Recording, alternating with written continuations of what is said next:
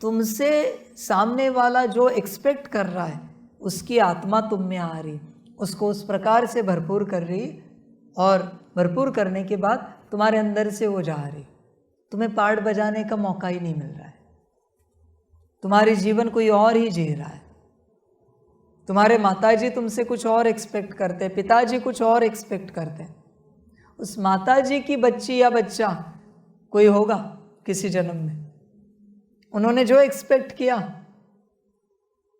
वो उन्होंने करके दिखाया। अभी भी वो माताजी के अंदर वो संस्कार है, वो एक्सपेक्ट कर रहे हमारा ये बच्चा ये करके दिखाए, तो उनकी आत्मा तुम में आ रही है। समझ में आया क्या सभी को? समझ में आया ये क्या होता है? समझ में आया? मैं क्यों पूछ रहा हूं? क्योंकि ये बड़ी बात है। इसलिए बाबा कहता है देह से, देह के सारे संबंधों को भूल कर उससे बुद्धि हटाओ।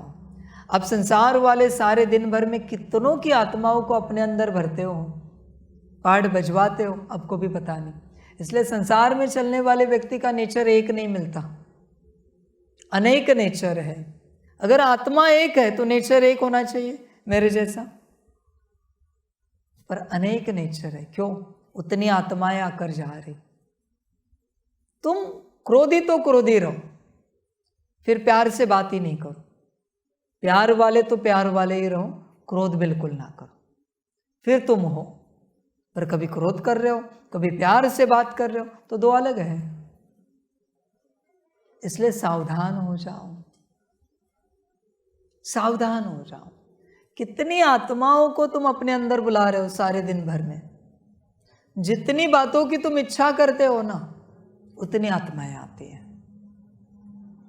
इसलिए इच्छा मात्रम अविद्या बनो, बस श्रीमत, इच्छा नहीं, इच्छा नहीं।